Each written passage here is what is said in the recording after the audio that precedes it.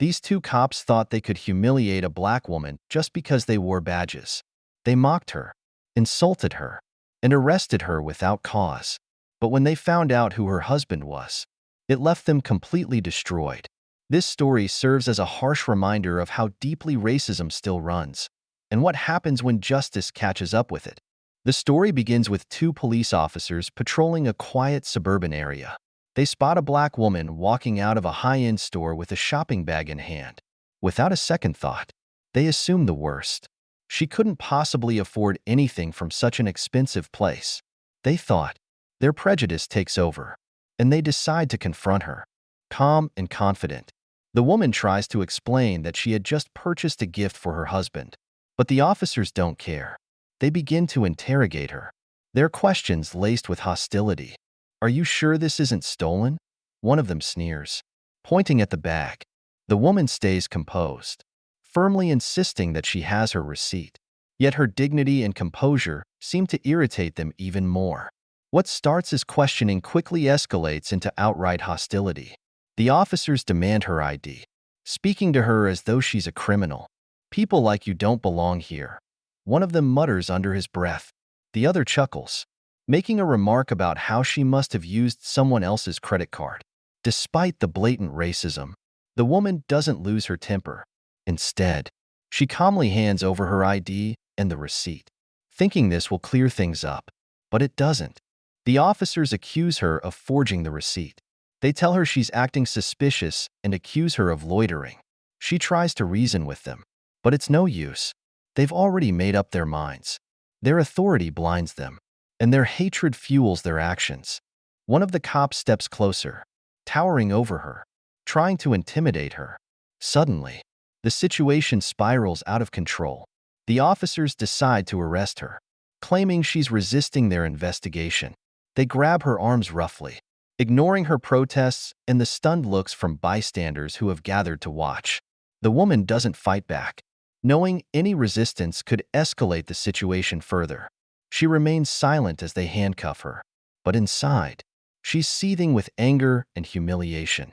The bystanders are in shock, whispering among themselves. A few even take out their phones to record the scene. The officers don't seem to care. They're too absorbed in their self-righteous power trip. They shove the woman into their patrol car, treating her as if she's a dangerous criminal. As they drive off, they laugh about the incident, mocking her and making jokes about how she'll learn her place. At the station, the humiliation continues. The officers book her on vague charges and throw her into a holding cell. They make no effort to listen to her or check the evidence she provided. The woman remains composed, refusing to let them see her break. She knows something they don't, a piece of information that will soon turn the tables. Meanwhile, the officers continue to mock her among themselves.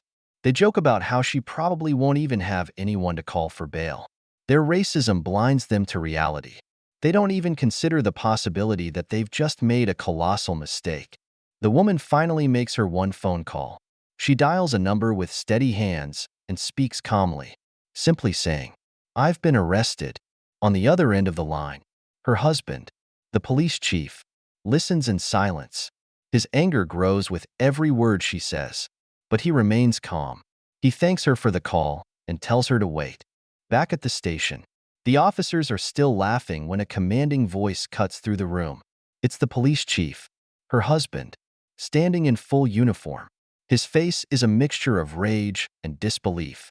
He demands an explanation for the arrest, and the room falls silent. The officers suddenly realize they've made a terrible mistake, but it's too late to undo the damage. The problem here isn't just the actions of two racist cops. It's the deeper systemic issue of prejudice that made them feel untouchable. Their hatred clouded their judgment, leading them to humiliate and degrade an innocent woman. Their arrogance and blind racism not only ruined her day, but set the stage for their own downfall. As the woman sits in the holding cell, calm yet visibly frustrated, her silence isn't a sign of weakness. It's the quiet before the storm.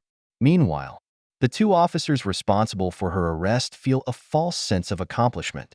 They believe they've done their job, enforcing their skewed version of the law. But in reality, they've just signed up for the biggest regret of their careers. The phone call the woman made wasn't just any call. It was to her husband, the police chief, a man who had built his career on integrity and justice. At first, he's stunned by what his wife tells him, but as she details the humiliation she endured, his disbelief turns into quiet anger. He immediately springs into action, reviewing the arrest records and pulling the surveillance footage from the store where the incident began. The officers, still oblivious to the gravity of their mistake, continue to laugh and joke about her.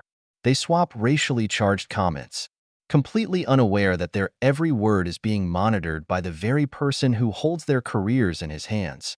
It's a chilling reminder of how complacent people can become when they believe their actions will go unchecked. The police chief arrives at the station, his presence commanding and his face unreadable.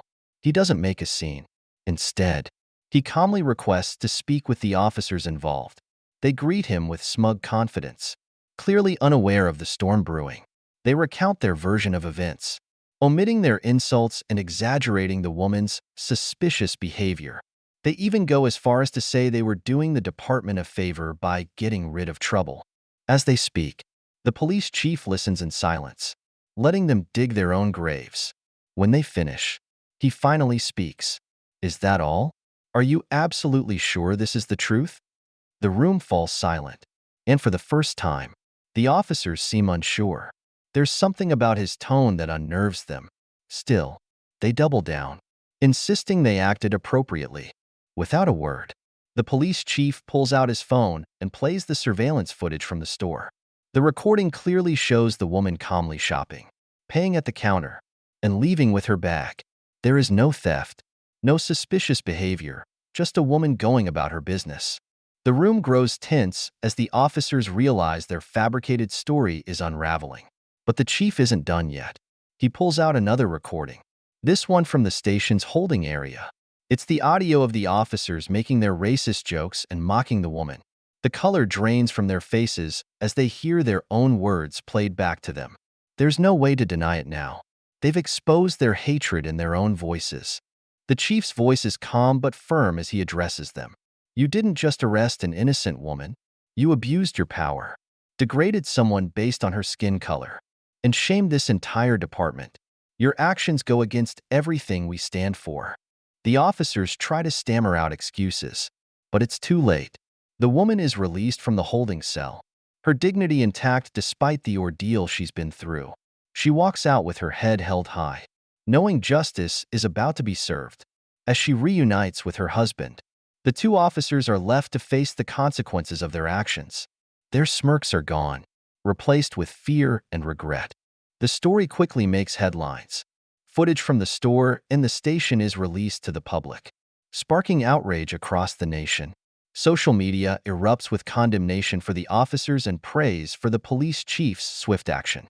People are shocked by the blatant racism but also inspired by the woman's strength and the chief's integrity. The department undergoes a complete overhaul, implementing mandatory anti-bias training and establishing stricter accountability measures.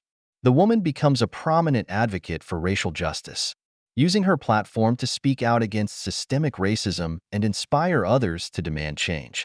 This story isn't just about two bad cops. It's about exposing deep-rooted prejudice and demanding accountability. It's a reminder that justice can prevail when people refuse to stay silent. Hate and prejudice may still exist, but they don't have to win.